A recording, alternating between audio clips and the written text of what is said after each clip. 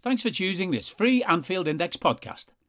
If you'd prefer to listen to this or any of our other shows without adverts, then now's the time to check out Anfield Index Pro. With AI Pro, you can supercharge your entire listening experience. You'll not only get all of our podcasts without the ads, but you'll have them far faster with our quick publish feature available exclusively for subscribers. AI Pro also puts you in the heart of our sound studio, with an option to listen to many of our shows live and interact with the podcasters in real time as the shows are recording. Upgrading couldn't be easier. AI Pro is available on all popular podcast platforms, and we have our own apps for Apple and Android. Just head on over to AnfieldIndexPro.com and get started today. Hello and welcome to AI Scouted on Anfield Index Pro. I'm Dave Hendrick, joined as always by Mr. Karl Matchett. How are you, sir? Good, spectacular, unsanctioned. How are you? I have been thinking for the last 2 hours that when I ask you how you are today, you are almost certainly going to respond unsanctioned, and I'm glad that you did. I'm glad that you did because Chelsea Football Club Roman Abramovich has been sanctioned today by the UK government. All his UK-based assets have been frozen. That includes Chelsea Football Club. That includes the holding company through which Roman was funneling money into Chelsea and building up substantial debt against the club. What are your immediate thoughts? What did you hear about this just before it broke? How did you find out? I woke up marginally late because it's a day off, and I opened my phone to an absolute hailstorm of messages, and that was fun reading for the first hour of being awake. Immediate thoughts, surprised to be perfectly honest. I didn't honestly think that this particular UK government would go through with such measures on such relatively short notice, I suppose. And certainly a lot of questions in terms of just Chelsea now, obviously, leaving everything else to one side. Certainly a lot of questions as to where the actual lines will be drawn in terms of away fans buying tickets to go to Chelsea games, in terms of obviously how it affects the club beyond this initial deadline which has been imposed. Obviously that is definitely going to have an impact on contract renewals, but to say at the moment that there's obviously a transfer ban when the current sanctions will expire before the transfer window actually opens is neither here nor there as it stands, but lots and lots of scope to change this as things develop, obviously. Yeah, that's exactly the thing. It is very much up in the air at the moment. What it likely means in the short term is that Rudiger Christensen and Azpilicueta will probably sign elsewhere. That may have been the case anyway, so that may not have an impact. But it might just give those players, if they were looking for one, a reason to sign elsewhere. Something that they can stand behind and say, well, I was going to renew, but then I couldn't. The bigger impact, obviously, like you said, not allowed to sell merchandise, not allowed to sell tickets, so only season ticket holders and tickets that have already been sold. Not allowed to spend any more than £20,000 on an away trip. Now, I'm not a travel expert, I'll leave that to Adam, but it seems to me that trying to get a staff and squad of around 35 people to Lille next week on a budget of 20 grand, when you take into account the international travel, coaches in the local area, and then obviously accommodation plus food, beverage, etc., is going to be quite difficult. I'm guessing Ryanair might be the only option. I did see a Twitter thread earlier from, I can't remember who it was, I'm sorry, I'll have to have a look later on. But they were detailing when they worked alongside a couple of teams, and I think that they said the average for an away domestic match was about £20,000 to take, like you said, not just the playing staff with them, but all the coaches, all the support staff who have to travel, obviously all the equipment that they take with them, any provisions, etc. So around, 30,000, I think they said 30,000, and the budget here is 20,000, isn't it? So definitely there's going to have to be some sort of considerations, some changes, some giving up some of the things that they would do in normal situations, whether there are certain people within the club who may be asked to not pay their way precisely, but maybe defer some sort of payment. I'm sure there will be some legal angle where they can get around it, or where they can reclassify an expense somewhere else. I wouldn't expect that there would be too much of a actual problem in getting the team on the pitch. Maybe they'll only take one masseuse instead of two, and certain cutbacks like this. There will be ways around it. They won't not play the games, that's for sure. But like you say, it definitely may have to be the case that they have to reduce, let's say, the amount of quality or luxury or expenditure that they have in terms of the actual physical travel. They may well just have to get a bus, put the bus on a ship, send the ship to France. Ship's already been seized, mate. That was last week. Oh, it's a thing of beauty. It is a thing of beauty. And obviously, like you said, a lot of it is speculation because we don't know what will happen in even the medium term. This is a short-term thing. If everything in Ukraine was to halt next week, things could change. But at the moment, even things like a sale are blocked. Some people have suggested the government will allow a sale. There's been no official word on that I've seen.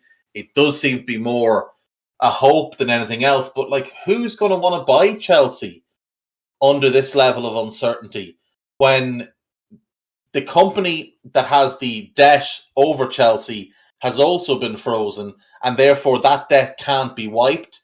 And if Abramovich doesn't get any money from the actual sale, which is another possibility, he may well start to kick up a fuss about that money that he's owed, which sums up to £1.5 billion, and could create more legal headaches and hangover.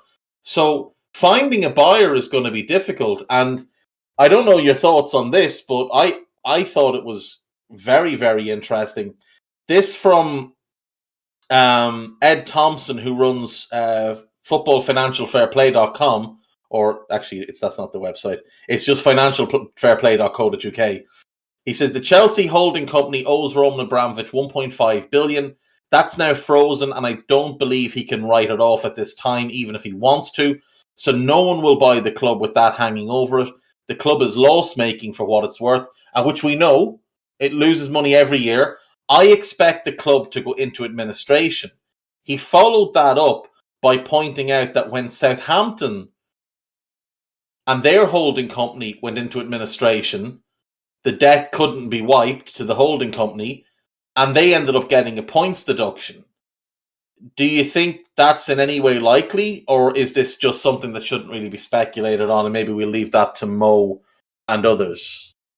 Probably, because different circumstances, to be honest, isn't it? This isn't a case of, whereas some clubs, take Derby, for example, at the moment, where they've been deducted points this season, has much more to do with the financial mismanagement over a period of time, not even with the current owners. So that's not necessarily a thing, just because they sell the club or not. It's still a historical thing which is associated with the club. But this isn't because of that. This is, external political reasons why the club have been sanctioned and stop having income and all that kind of thing. So I don't know whether that would be remotely along the same lines, or whether the EFL guidelines and Premier League guidelines even cover this eventuality, to be perfectly honest. I think that this is something which will drag on for a while. That looks pretty clear now. And it's not looking great, is it? I have to say that they're still, in terms of on the pitch, they're still in a perfectly good position in terms of they've reached one final. They should go ahead and qualify for the Champions League next season. And they obviously have two other trophies that they can still fight for at the moment. So we shouldn't look at this in quite the same way as some teams who are abysmal off the pitch and equally bad on the pitch. This is still a very, very good team, but it's the longer term future and how that structure of the team will be made up, which is currently under review. Yeah, agreed. After this pod, I'm doing money talks with Mo to get his ideas and thoughts on what's gone on. That would be out this evening as well. What I would recommend is that after you finish listening to this one, go and listen to Mo's podcast, his most recent one with Matt Slater from The Athletic about Chelsea, and then have a listen to what me and Mo put together today. We'll park that there. This is going to run and run. We'll get more and more information as time goes by. Like you said, it was basically just this big explosion of news today, and there's still an awful lot of uncertainty around what it will actually mean for the football club. We did have a question, and I think this was from Nicole, who asked this. I think Nicole asked this. If I'm wrong, I apologize. I think it was Nicole. She wants to know, given the recent announcement by FIFA and UEFA that Russian players, foreign players in Russia and potentially Ukraine, are now allowed to act as if they're free agents and sign with other clubs. Is there anyone that we would have interest in? Now, it's worth pointing out that at the moment they're only allowed to act like free agents until the summer. Fifth Pro are pushing to have all those contracts torn up. That's not really a fair situation for anybody. But, just as a little exercise, let's go through Russia. You don't want to go through Ukraine. I'll have a look at the Ukrainian teams and see if there's any players at any of these big Russian clubs or Ukrainian clubs that Liverpool could sign on a free this summer if they were allowed out of their contracts, if this situation continues in the Ukraine beyond the summer months. So where do you want to start in Russia? Zenit St. Petersburg. So they're foreign players. Douglas Santos, Wilmer Barrios, Dejan Lovren, Wendell, Yuri Alberto, Malcolm, Claudinho, and Nurali Alap, who I believe is a Kazakh. So I don't know if it'll apply to him because he's probably happy enough to stay. But of the others, who would you have interest in and why? Would you prefer if I ended the podcast by suggesting James Milner starts again like I did last week, or if we begin the podcast by me saying we should get Dejan Lovren back? Which one would make you happier? I will have you removed from the podcast and I will carry on by myself. No, look, I think there are two very, very good players in the Zenit side who are, I think, first team capable for a lot of Premier League clubs and big clubs around Europe in particular. One is Claudinho, who I didn't actually know too much about before last year, but a big part of the Brazil Olympic squad. Very, very capable player on the ball. I like his versatility as well. He can play as an 8, as a wide player, a support forward. I think he's a really good on the ball, technical type of player. Quite slight. He's not that big, which maybe is a bit of an issue in terms of playing as an 8 in some leagues with some teams, of course. But really, really good as an attacking outlet. Moves the ball on really well between the lines. Player that I like to watch very, very much. And the other one is far less subtle about his game, but that's Malcolm. He has already had a move to Barcelona, of course. That was his big move, and it went horribly. But I would say that was right smack in the middle of peak abysmal Barcelona that he went and left. There was very, very little actual regeneration of the team, even though they did bring in quite a lot of players at that point. He didn't really have too many chances to impress. I think now he's getting regular game time again. You can see many of the traits which made him quite an attractive player in the first place when he was coming out of South America. Lots and lots of pace, really good on the ball, a good eye for goal, decent delivery from wide areas as well, and loves to take a shot from absolutely anywhere. Yeah, he's not afraid to let fly when needed. I do really like Claudinho. He's very much a late bloomer, didn't sort of make his big explosion onto anyone's consciousness until he joined Red Bull Bragantino. At 22, he was sort of drifting about, had a lot of loan spells before that, never really caught on anywhere. Joined them, did very, very well. Like you said, went to the Olympics, was very impressive. Obviously got his move to Zenit and has been genuinely outstanding for them this season. Right, next up in the Russian league, we've got CSKA Moscow.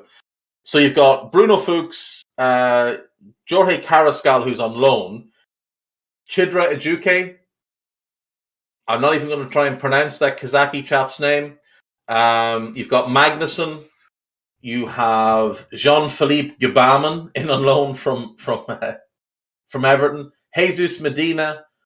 Yusuf Yaziki in on loan from Lille. I do like him. He was linked with us a few years ago. We've gone past the level where he would be useful. They do have a couple of players out on loan as well. Emil Buhinen and Amur Sigurdsson among them. Is there anyone at CSKA Moscow that would interest you? The only one would be Yazidze. I think he's an interesting player. We've spoken about him a few times last year during Was it? Oh, it was during while they were going for the title, obviously, and a good run in Europe as well at the time. But I don't think that he's actually one who would be Liverpool level. I just think he's an interesting player, really. Probably one who could boost quite a lot of mid-table teams in the Premier League up to into the top sort of 8 sort of region if he does get game time and you play him in a role, because he's kind of an in-between player. He can play as an out and out centre mid, or he can play up front. And a lot of the time they used him as a second forward with was it Burak Yilmaz they used him with last year, and I didn't honestly like that. I liked it much more when he was either just a central player or the focal point of the attack. I didn't always think he had the link up play or the awareness to really play that second striker role or a 10. So I don't think he's one for Liverpool or indeed anybody else at that side. I don't know huge amounts about Jadero Duque, to be fair. He certainly has a few goals on that for them this season, but not one that I've seen huge volumes of. Right, moving on then to Spartak Moscow. You've got Samuel Gigot, the keeper. You've got Max Kaufries, the right back. Ayrton Lucas, the left back from Brazil. Victor Moses, Jordan Larson. Christopher Martins, who's on loan from Young Boys. You've got Shamar Nicholson, the Jamaican. Quincy Promes. And then out on loan, they currently have Jorrit Hendricks, Alex Kral, Gus Thiel, Ostan Uranov, Ezekiel Ponce, and Pedro Roja. Anyone there of interest to you? Not to me, and potentially Quincy might need some sort of legal counsel before he makes any decision over his future. Yeah, he's got himself into quite a large spot of bother. So we'll move on to Lokomotiv Moscow. You've got Pablo, the Brazilian centre-back. You've got Shirano Gurk, the Dutch winger. Alexis Beka, very interesting defensive midfield player. Tin Yejev, who was at Bayer Leverkusen for a number of years. It didn't really work. Wilson Isidore, Francois Camano, Boris Rotenberg, Magic Rybus, and that is basically it. Anyone at Lokomotiv Moscow catching your eye? Nope, they're rubbish this year. Moving on then, Krasnodar. You've got Gregor Kojowiak, Polish midfielder, been around a long time. Martinovic, the Belarusian. Given Belarus's allegiances with Russia, I doubt he'd want to leave anyway. Eduard Spurtson, who's from Armenia. And then they've got Christian Romero, Johan Cordoba, who used to be pretty good. Vanderson, Kiao, Eric Botham, and Junior Alonso, all currently under contract, but not playing. I wonder, is that part of the current situation of what's gone on there? But none of them are currently named in the squad. The only one I think is actually halfway decent is Victor Claesson, but he's workmanlike, I think, is the best way to put it. He's not of Liverpool standard quality. Yeah, I'd agree with that. I don't think there's anyone there that you'd really be going out of your way to try and bring in. It's a very, very average squad for Krasnodar. Ruben Kazan, you've got Montazar Talbi, Silve Bekic, Felipe Uramovic, Hwang In-bom, Anders Dreyer, the Danish winger, the Georgian winger whose name I won't try and pronounce for fear of getting my tongue tied in a knot, but who's very, very good and very, very exciting. Oliver Albigard, who I don't know, and Sajek Haksbanovic, who's just not very good. Anyone at Ruben Kazan that would interest you? I quite like that winger. If I could pronounce his name, I would say it in quite an excited way, but he's very, very exciting on the ball. Hey, we'll take him there. Just have nothing written on the back of his jersey. Well, his name's far too long to be put on the back of a jersey anyway. Varach Glekia? I don't know. Who knows? Someone knows. Just not me. He is very good. He's been linked with Spurs in the past. Is there anyone else there that would interest you? No, I think the only other team really that I'd be looking at is Dinamo, to be honest. The rest of them, I mean, even like Sochi are having a really good year, but anyone there that I'd really take? Probably not. They're having a good year. We've got a couple of players who have done well over a period of time in Europe or back in South America, but really, would I take them at Liverpool? No. Yeah, Dinamo Moscow were next for me. They've got Guillermo Varela, Fabian Balbuena, who's a decent centre-back, Clinton NG, who I believe is former Spurs, Nicola Moro, who's a decent player, and the Polish player, Sebastian Semensky, who is very, very talented, but has never really kicked on and become the player he was expected to be when he was sort of 17, 18, breaking into the Legia Warsaw team. He's done fairly well with Moscow. He's having a really good season this year with Dinamo. Diego Laxalta is also there. He's just a journeyman who's been around and around and around for a long time. But no, there's not anyone there. To look quickly at Dinamo Kiev, Benjamin Verbic, Carlos De Peña, and Vitinho are the only ones of note. Vitinho's an interesting enough player, but I'm not sure if he's of the level required. Shakhtar have a lot of Brazilians. I do very much like Dodo, the young right back. Now he's very, very small. He's only 5'5", so we know that Kloppo likes them a bit taller than that. You've got Vitao, the centre back, who's very front-footed, very aggressive, and one to keep an eye on. Marlon is there. You've got Maicon. Marcus Antonio would be another one worth considering. David Neres, Tete, Manor Solomon, the Israeli, Fernando, who seems to have been around for an awfully long time, but is still only 23 somehow. Alan Patrick, Lasana Traore, Ismaila, and Pedrinho. Pedrinho is another interesting one. So I would say Pedrinho, Neres, Antonio, and Dodo would be of interest. But as you said before we went on, it would be a little bit mean to go in and start stealing players from a club. And this club in particular have been affected more than any other club, because this whole thing began back in 2014 in the Donbass region. And Shakhtar, having just built a spectacular new stadium, were forced to abandon that stadium and basically become footballing nomads for the last couple of years, playing in 3 different stadiums. They're now playing in Kiev, but it would be a little bit much to go in and then start stealing their players after all of that, especially when their stadium, which was shiny and new when they left it in 2014, now has big holes in it from shelling across the last 8 years. So, it might be a little bit mean to go in and take their players. Yeah, not for me. I mean, look, the players may well want to leave, and that's fine. That's that side of it, but I don't think that allowing them to unilaterally leave the clubs without any kind of recompense for Shakhtar or the other clubs is necessarily the right way to go here. Very, very different scenario.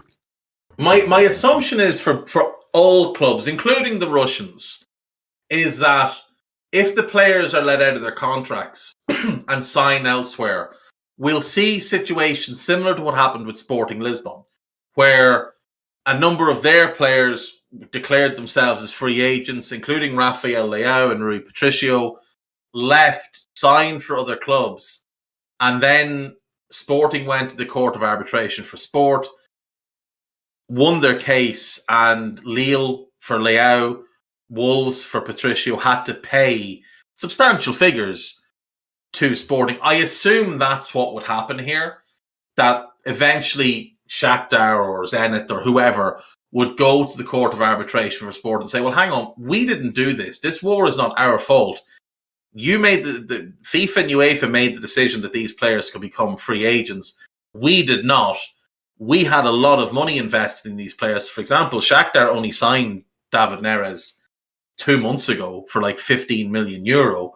We need that money back. We cannot function without that money. You've taken away our assets. We want to be compensated. So if you were to sign any of the players from any of these clubs in Ukraine or Russia, I assume eventually you would have to pay some sort of transfer fee for them. Seems likely, not too dissimilar, obviously, to the situation of where we sign younger players domestically when they're out of contract and it has to go to a tribunal. This would be something that goes on for a long, long time, you would imagine, and no particular end in sight as it stands. Exactly. So, Again, like with the Chelsea stuff, it's very much a wait and see type of approach. But as I say, I do think you might get them for free to begin with. There's going to be a fee to be paid at some point. We'll move on to the purpose of today, which is to discuss Liverpool versus Brighton and Hove Albion on the weekend. This game is obviously in Brighton. At Anfield earlier in the season, the two sides drew 2-2. Liverpool went 1-up on 4 minutes through Jordan Henderson. And then Sadio Mane made it 2 on 24 with a diving header from an Alex Oxlade-Chamberlain cross, if memory serves. Brighton fought back. Mwepu scored a long ranger on 41. And then Leandro Trossard equalised on 65. Very much 2 points down the drain for Liverpool. But Brighton did fight back impressively. Brighton come into this game having lost their last 4. Now, this is a team that went from the 19th of September when they beat Leicester all the way through to the 26th of December when they beat Brentford without winning a game. So 3 months and a week without winning a game. They won 3 of their next 7 and have now lost 4 in a row. 2-0 to Manchester United, 3-0 at home to Burnley, which is a shocker. 2-0 at home to Villa, in which they were very much the masters of their own demise. And then a 2-1 away to Newcastle, where again they did absolutely nothing to help themselves. They are not playing well, but over the course of the season, they're sitting 13th. They've been in the top half for most of the season, only dropping out this past weekend. They'd been out, I think, for 3 weeks prior to that in the middle of the year, towards the end of that long run without a victory. They have been as high as 4th in weeks 2, 5, and 8. What do you make of Brighton on the whole this season? Are you a little bit surprised by this recent downturn in form, or was it to be expected considering that run of 3 months without a win? I think they are now, after Hodgson has left, the streakiest team in the Premier League. It is pretty much all or nothing for like big chunks at a time for them, isn't it? Crystal Palace used to be like this, but worse. Like worse playing, worse watching, and worse results. It was 3 months without a win, and then it was 5, 6 games, something like that, where they wouldn't lose, and then they'd be safe again for another season. So they go on another 3-month run with winning maybe one game 1-0 or something like that. Now, Brighton are doing that this year, and it's kind of to be expected, I suppose, just because of maybe how their fixtures have fallen to an extent. But then I always get left wanting more from Brighton. They look really good, and I think the setup, the way that they line up for a lot of matches, their off the ball work is very, very good. But they just lack a little bit in both boxes sometimes, and it does leave them exposed to these runs, like you've just said. I mean, it's not just the 4 games in a row that they've lost, it's 1 win in 9. That stretches quite a long time, and if it's only Watford who are in the bottom 3 that you've beaten in that time, it feels a lot more than that as well. I don't know, I'm not comparing, there's a comment just gone in the chat there, I'm not comparing Graham Potter to Roy Hodgson in terms of management style or anything at all like that. I think he's a far, far better coach, but in terms of the results that they get, they're really, really streaky. It is very, very good, and they look like they're going to be progressive and maybe get into the top 9, 8, something like that, and then all of a sudden you go months and months without a victory, and a lot of the time it looks still like it's just down to not having that finisher that we've spoken about for about 2 years now, that they really need to bring in. They need to upgrade in that particular position, but some of the time it's not. I mean, like, they scored, I don't know, say in the cup game against Leicester, they scored a couple of goals there away from home. They played pretty well, but they still conceded twice to them. They drew 2-2 at Liverpool. So it's not just about not scoring any goals at all, and that's what cost them results. It is just this thing where they go on a run of games and they cannot win, and they cannot win, and they cannot win. And then when they do, then they suddenly look really good again. It's like they get very, very affected by sudden upturns or downturns in confidence, in mood, in the squad. And that plays on for quite a while in terms of the upcoming results after that. Yeah, I do agree. I think, obviously, look, there's when a club like Brighton, they can afford to build a very strong first 11. And I think when Brighton have everybody fit, you can make a case that they do have a strong first 11, but it's still a first 11 with some holes in it. Like, I'm not a big fan of Robert Sanchez, the goalkeeper. I think he's decent, but he's not what I would classify as a top half goalkeeper. They've got Lamptey and Cucurella, who I think are both better as wing-backs than full-backs, which dictates they have to play a back three. And unfortunately for them, I would say only Dunk and Webster are good enough to start regularly in the Premier League. I think Veltman has fallen off. Duffy is a championship-level player. They obviously sold Dan Burn. So they're a little bit, they're one shy there as well. So they've got not the ideal goalkeeper, and they're not ideal in their back three. In midfield, I think they're loaded when you look at Basuma, Mwepu. I really like Moder. I think he's a very, very good player. And then they've got the likes of McAllister, Trossard, and Mopé, who are sort of attacking midfielder / second striker, and Trossard is, can play wide as well. But they don't have that goal scorer. So, even their best 11, I would still say there's 3 holes in it. Now, you can say the goalkeeper one is okay, and that's fair enough. But then it's still 2. It's still a centre-back and a striker. And when you look at them this season, they've only scored more than 2 goals in one game. They put 3 past Everton.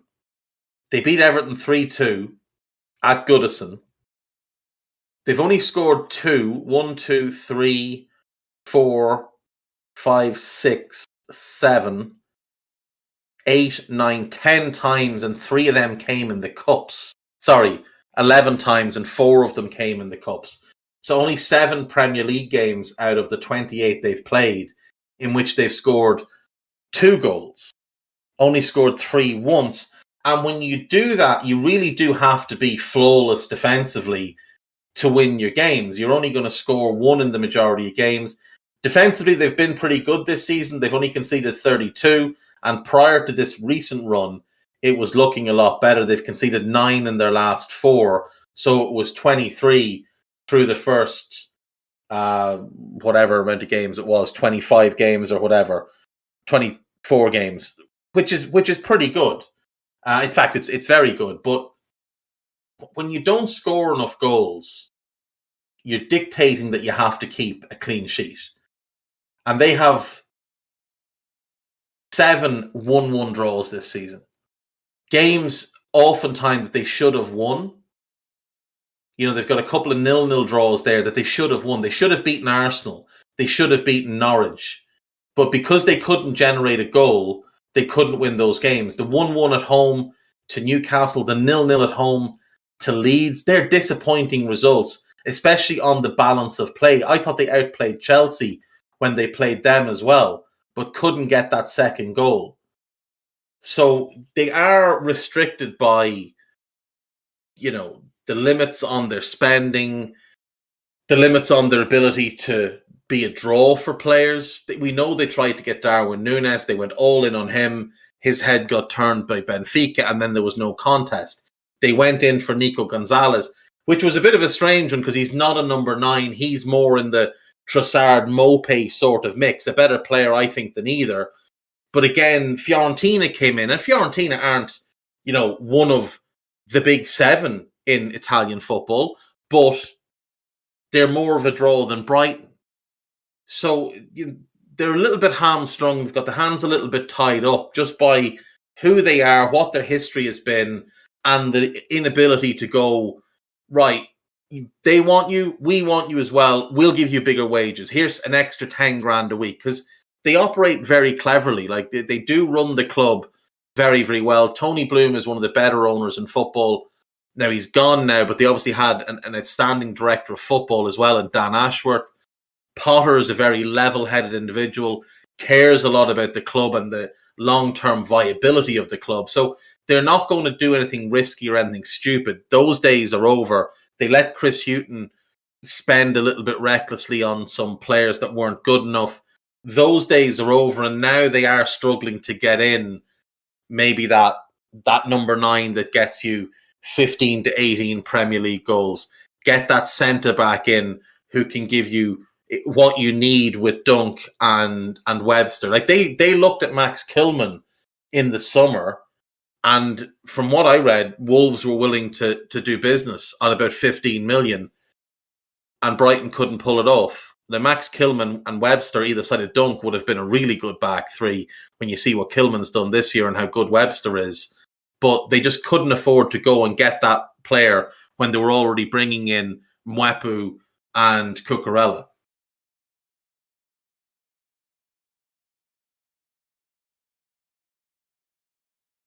Yeah, there's always going to be some amounts of limits as to what a club like this size can do. And obviously they have to pick and choose at times where they think the biggest benefit is. And it isn't always possible that they can plug all the gaps in 1 year. And you can understand to an extent why they make decisions like, for example, selling Dan Burn. Even though he was playing quite a big role in the team across the last couple of years, they weren't going to get a better offer like that for him. They weren't going to have another moment where they could get a really good return on a player who, although was playing a good role, wasn't going to take them any further than he already had, for example. He wasn't going to be the one who helped them get into the top 6 or into the top 8 or anything like that. And it is a little bit caught between where they've come from and where they want to get to at times. And you can definitely argue that, coming, even if it was 10th, 12th, something like that, 2 years in a row, that's progress, because you can do it once, but if you can do it consistently, that's got to be better. Yeah. So it's something that definitely takes a little bit of time. And like you said, losing Dan Ashworth this year is going to be quite a big thing for them. That's a really key appointment that they have to replace now. I've not really seen too much about who that's going to be so far, because he's only on garden leave until the end of the season. So whether we don't know until then or they've already had discussions beforehand, we probably won't find out until the summer, to be perfectly honest. But it's definitely a club which is well built now, I'd say. There's really, really good foundations there to be able to keep doing what they're doing. And obviously 1 or 2 transfers going exceptionally well is sometimes all you need to take that boost. Like has already happened, to be fair. Like they wouldn't be, even though they're hit and miss this season sometimes, and the form can waver quite wildly, but they are still 13th, which is nowhere near the relegation fight, neither in terms of positions nor in terms of points. And it's not too many seasons removed from where they were constantly either battling or in the relegation zone or anything like that. Then they're not this year. They've just gone on a 4-match losing streak, and they're still well over, 12 points they are outside the relegation zone still. So that is quite considerable improvement from them. Yeah, and signing people like Tarek Lamptey and probably even Trossard, to be fair, Cucurella, these ones are the ones that are going to make the difference for them across the period of 3-4 years, either with performance levels or greater fees being brought in when they do move on. Exactly. Like they're level on points with Leicester, with Villa, both of whom have spent huge amounts of money, both of whom had much higher expectations than Brighton coming into the season. Level on points with Palace, who I think everybody has admired this season. And, the Vieira revolution there is going very well. So, even with Newcastle's great run of late, Brighton are still 5 points clear of them. Admittedly, Newcastle have a game in hand, but behind them then is Brentford, who are 6 points behind Brighton, and Brighton have a game in hand on Brentford. You go below that, they've played the same amount of games as Leeds and are 10 points clear. So as you said, nowhere close to the relegation battle. You're a further 2 points then back to Burnley. So, it is really admirable what they've done. And the great thing about them is how they've done it, how they've gone about this, especially under Potter, with the way that they've played. Graham Potter has revolutionized the way they play. And unfortunately for him, he's come in at a time where they're trying to rectify mistakes of the past. So you look at this year, this season, players that left the club in the summer. Davy Proper, I think they paid 13 million for him when they brought him in. Sold him to PSG in the summer at a big loss, and now he's retired. Bernardo, brought in from one of the Red Bull teams for 9-10 million, left at a big loss this summer. Johan Bakash, brought in for 15 or 16 million from I want to say AZ Alkmaar. I could be wrong. I think it was AZ Alkmaar. Left for Feyenoord at a big loss. And Jurgen Lakadia, brought in for big money, never worked out for them, left at a big loss. He'd been on loan a couple of times. So there's the better part of 50 million of investment that just didn't work out for them. And unfortunately for Potter, they're not bringing in fees that are really going to move the needle for him. They're just trying to cut the wage bill and get rid of these players. They've probably had to pay most of them to go away, because you wouldn't imagine PSV, Red Bull, Salzburg, Feyenoord and Bochum will be paying the same wages as Brighton were. So they'll have had to give golden handshakes to those players. So it is just a little bit unfortunate. Even with the money coming in from Ben White, that was spent on the players they brought in. Sarmiento in, Mwepu in for a decent chunk of money, Cucurella in for a decent chunk of money, Abdelasima in for, I think it was 8 million they paid for him. They went in January, brought in Kozlowski for 8-10 million. He's gone on loan again, very talented, but this is kind of the market they're trying to shop in. The likes of him, the likes of Felipe Caicedo, Moder, Karbownik, the other Polish kid they brought in with Moder, ones for the future that are, £6 to £8 million signings, where they'll develop them for 2 years and then try and get them into the first team. Moder's ahead of schedule, but that's sort of where they're limited to spending at the moment. And unfortunately, that does just limit how quickly you can progress up the table.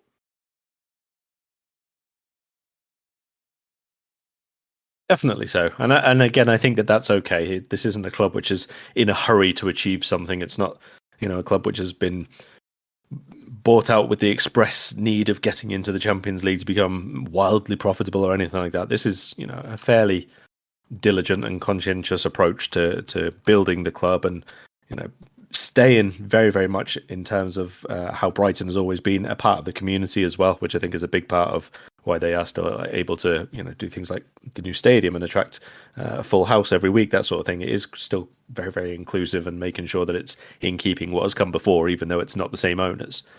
So I think that all of that stuff is really important as a club, that they do carry on, even in terms of transfers and on the pitch, be doing things in that similar sort of right way as they see it. Agreed. I'd love to see them go and get that striker that they need. I think it could be the difference for them.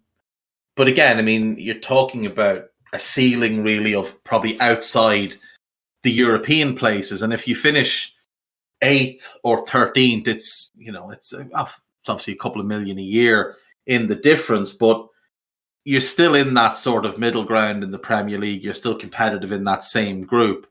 As long as you're not dropping out of that group, I think Brighton will be happy enough. And, they'll likely make a couple of big sales again this summer. There's been talk of Lamptey and a lot of clubs interested. Now, that hamstring of his would terrify me. But Yves Bissouma is one, I think, that will move on this summer. Adam Webster, it wouldn't be surprised if he got some looks from clubs with a bit of money to spend, because I think he's really, really good. And maybe there's one or two others that will catch the eye. Maybe somebody will decide to go in on Trossard. Maybe Mopé has some fanciers out there. But the important thing for Brighton will just be to maintain the level that they've achieved and replace those players with players who can contribute as much. Not always an easy thing, especially for someone like Bissouma, who's one of the better players in the league in his position. But this is the model they've committed to. And as you said, a big part of it is they want to stay very close to the roots. It is a great club. There is an incredible community feel to it. The stadium is a joy, a genuine joy. For those that haven't visited, I would recommend highly going to the Farmer Stadium, as opposed to the absolute dung heaps they played at before that. This is a genuine marvel in the area, and it's a club that is very, very important to the local community. It is a source of pride that they have a Premier League club. I had a season ticket at Brighton about 12 years ago because I lived in the area and it was just the closest club to me.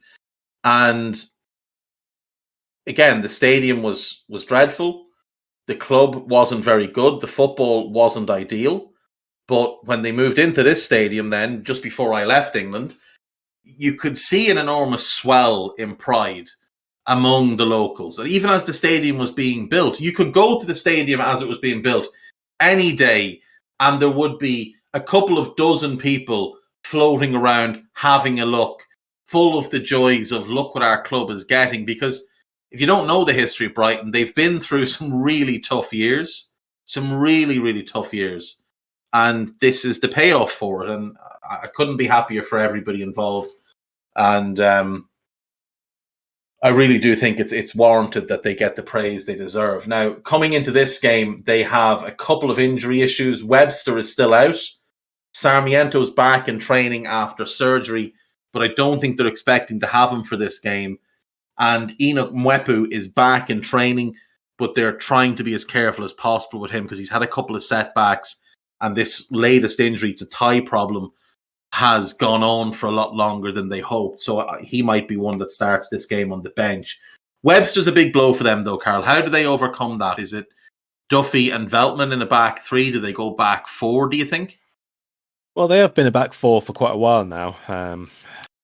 It's worked okay for them, I think, up until the last few results, obviously. But before that, they were still playing a back four and getting Lamptey quite high up the pitch, more so than obviously when he's a wing back and has to be doing the track and back as well. I'm with you. I think he's a great outlet as a wing back, and sometimes it's not about your starting position, but having that space to break into when you're a player who's that explosive and that good at carrying the ball and so on. So it's not 100% different, because obviously if you play Veltman as your right back and Lamptey ahead of you, you just tilt anyway, especially if the ball's over the other side of the pitch or your defensive work is balanced that way, and you become a three in the centre. So it's not the be all and end all that, they start one way or they start the other. There's plenty of flexibility there because of the way that Potter often asks many players in his squad, not just Veltman or anyone, to cover multiple roles. Like Jakob Moder, who's been playing as a 10, he's played as a proper pivot midfielder for them. He's been a wing back for them. So there's a load of flexibility into how they can go on and off the ball. They were more or less in a diamond shape for quite a lot of the Newcastle match as well. I think that they'll stick with the back four at the minute, but like I say, I would expect that is a little bit more conservative at times if they're under sustained pressure, and you could easily see Lamptey drop right back into a back five pretty much, and Veltman just tucks in as well. Yeah, and then you've got Sully March sort of playing on the toes of Cucurella in front of him when needed as well, and giving them sort of good cover on both sides. As you said, like, they have been playing that back four, but in possession, it does flip very much to a back three if Veltman is the right back. Now, in the games that Cucurella and Lamptey were the fullbacks, they were quite interesting to watch because they were a lot more aggressive. Now, you had Moder and McAllister sort of starting in the wider positions, but coming really narrow, and the midfield almost becoming a box with was Duffy and Veltman against Burnley, so maybe not the best example, but those two holding, Lallana and Basuma playing as a pivot in front of them, with McAllister and Moder in front of them, and just the channels absolutely opened up for Lamptey and Cucurella to provide the width. And they were quite fun to watch. Now, the problem they had was that Burnley just bullied them, physically bullied them, picked out areas of space behind the fullbacks for McNeil and Lennon to run into, for Max Cornet to drop wide into. And then obviously Weghorst just provides such a unique challenge to any centre-back because he's 6'6", he's really strong, great in the air, but he can bring the ball into himself and lay it off, that the two Burnley centre-backs couldn't get anywhere close to him. So assuming they go back four in this one, we'd be looking at Sanchez in goal, Veltman right back, Duffy and Dunk as the centre-backs, Cucurella left back. They've got everybody fit in midfield, bar maybe Mwepu. What are you expecting in midfield? Do you think he goes Basuma and Moder maybe as his double pivot, or does he bring Lallana back in to start in this one? Or does he stick with Alzati, who I thought had a bit of a stinker last time out? Yeah, Alzati wasn't that good against Newcastle for sure. I feel like maybe that was because of the shape that they were trying to play there and wanted someone to just be sitting and still have that energy on both sides of him. But whether he would play in a double pivot, I have my doubts, to be perfectly honest. I don't think he's the first port to call if they are going to play a flatter pair. Basuma and Moder, I would say, are definite starters at the minute. And It then depends. I mean, the thing about Brighton is you don't often get games where all three of their main goal scorers would start together, Trossard, Maupay and probably McAllister. I know Welbeck has obviously got a few goals as well this season, but he's not a guaranteed starter and he's usually injured anyway. So there's not that many games where all three of those would start. I wouldn't be that surprised if this was one of those games, though. Because of how McAllister plays, if they do play, let's say, a 4, more or less 2-3-1, I think he's maybe one of the better bets to link play there through the centre. Solly March, obviously, outside him would still give an awful lot of work rate and balance and tracking back and all the rest of it from the left-hand side of the pitch. But it is a little bit hit and miss at the minute because of the form guide is the real big thing where you're looking at Brighton and saying, are you going to just keep playing through it and just get through the season and see who does well, or are you going to try and push on towards that top half? And if so, is it going to be personnel changes? Are we going to see them play an out-and-out diamond again, but Lamptey goes to right back and looking to overlap all the time? Is it going to be Danny Welbeck and Maupay up front? Is Lallana going to play? There's lots and lots of possibilities because they do have squad numbers. I just don't think they have anybody who's an absolute standout in one or two of the key areas that they really could do with that difference maker. I don't see a huge amount of difference, for example, between if they started with Trossard or McAllister as a left-sider in a 4-2-3-1. They give you a little bit different things, but in terms of overall quality, is one miles better than the other one? Probably not. No, I think they're both very, very similar in their level. Potter likes to play Pascal Gross. He likes to have him in there for, whatever reason it is. It's certainly not his on-field production. He does like to have Adam Lallana on the pitch as much as possible. Again, it can't have much to do with his performances because he hasn't been very good for them.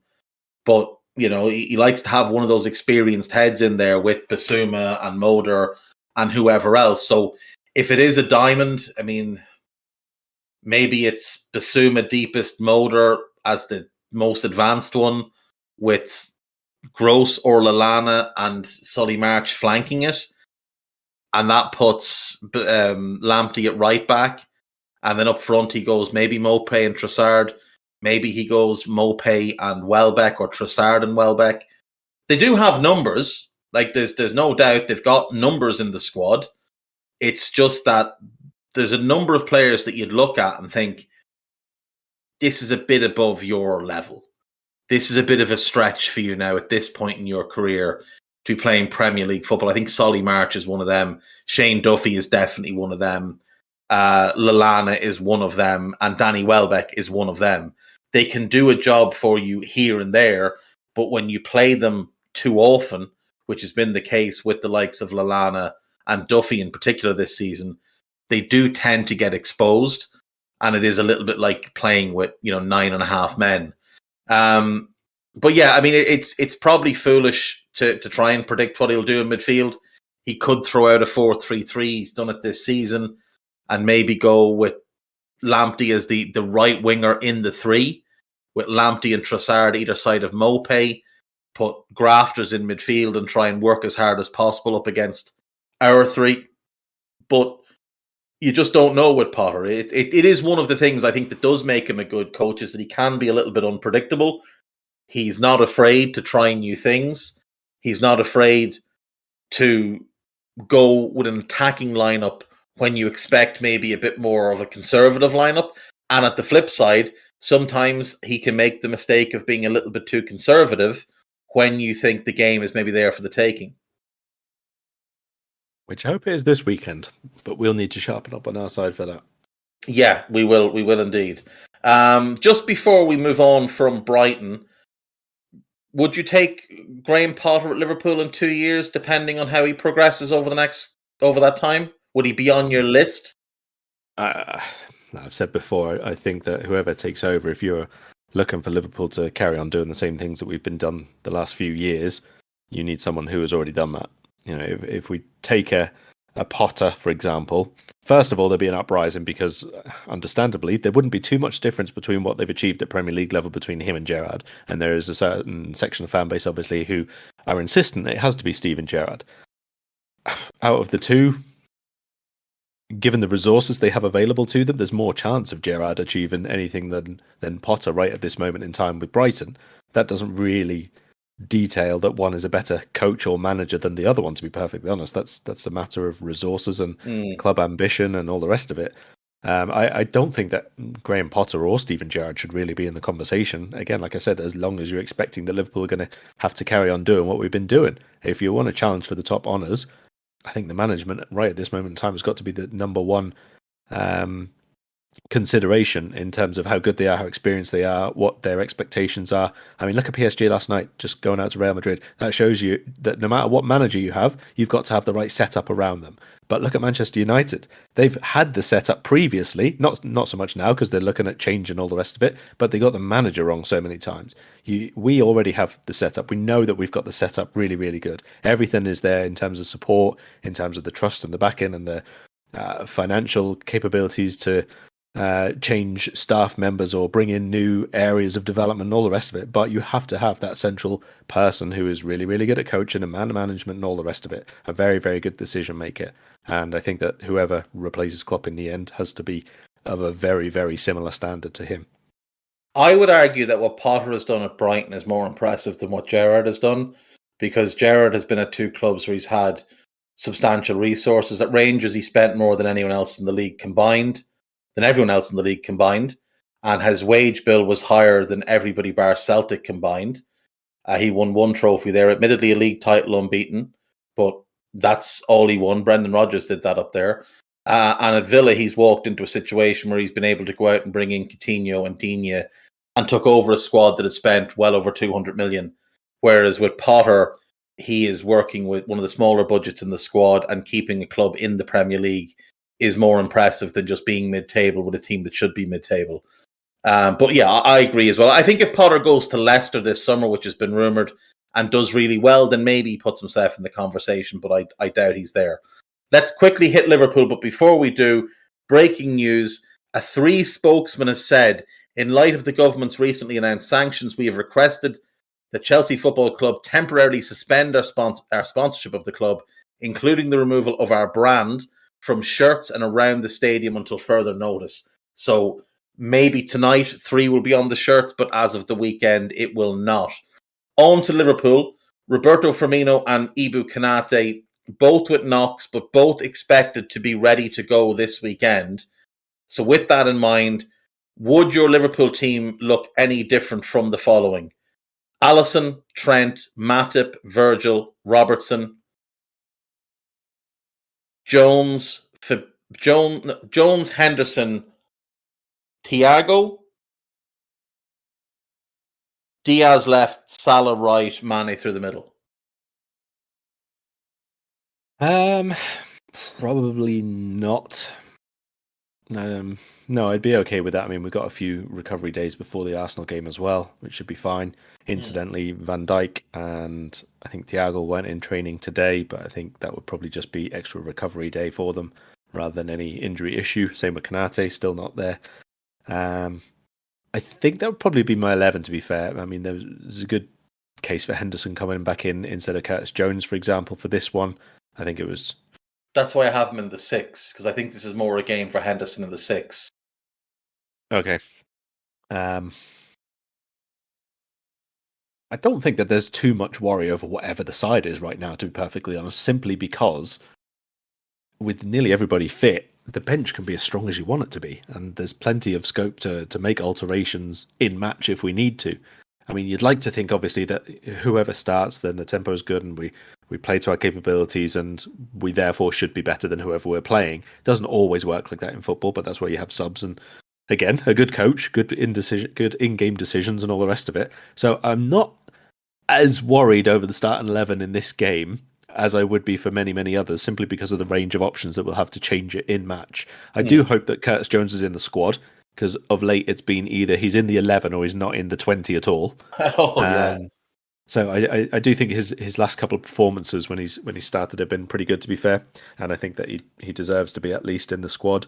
But then again, I suppose Cates has played well as well for a few of them, so it's tricky. It's nice to have that balance rather than, as I said a couple of podcasts ago, which under 18 should we put in the squad this week who has not really played any senior minutes of football whatsoever. Which championship centre-back is lining up for us this weekend? Yeah, I'd expect Bobby Firmino to be in the squad as well this time. Didn't quite make it, obviously, for the Inter game, but maybe this is one where he gets his first few minutes back off the bench. Hopefully. Yeah, I agree with you. I don't think the 11 is of the utmost importance. I think any 11 that we put out should be enough to beat Brighton, given our form, given their form, given the quality we have versus the quality they have. So we'll wrap up with this. Give me your prediction. It's away from home, but I'm going, and I'm not going to have any of this nonsense about I make us lose when I go to the matches. That's been thoroughly disproven to all scientific high standards. 3-1 to Liverpool. That's okay. As long as Tandon is not in the building, I'm confident that we'll win. So, Gags, stay your ass away from Brighton this weekend. I will also go for a Reds win. I will say 2-1. A little bit tighter than yours, but I think we'll win the game.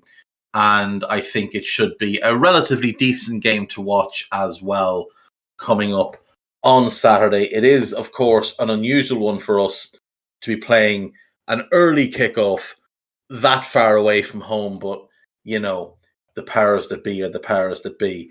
Have you got anything coming out this week that you want people to read?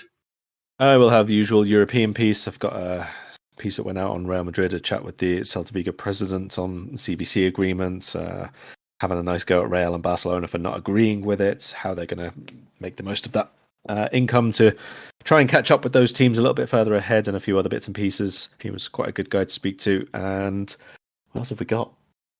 I think there'll probably be a Liverpool piece before the weekend, but I'm not 100% sure, to be perfectly honest. At this moment in time, the only thing I'm quite happy about is that Liverpool don't have to spend a certain amount of money to get down to Brighton.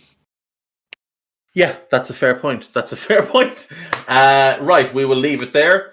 Unsanctioned. As always, the Reds to win this weekend. Take care of yourselves. Thanks for listening. Bye-bye. We hope you enjoyed listening to this Anfield Index show. Please be sure to subscribe to our channel so future podcasts find their way to your device automatically. There's nothing quite like fan engagement, and we'd love to know what you think of anything discussed on this show. The best way to get in touch is over on our free Discord community, where both podcasters and listeners debate the hottest LFC topics 24/7. Sign up free now at AnfieldIndex.com/Discord. You won't regret it. You can also follow us on Twitter at Anfield Index and find us on Facebook by searching for Anfield Index. Oh, and before you go, we'd love it if you could leave us a 5-star review on your favourite podcast app. It only takes a couple of seconds, and it means the world to the people who create these free shows.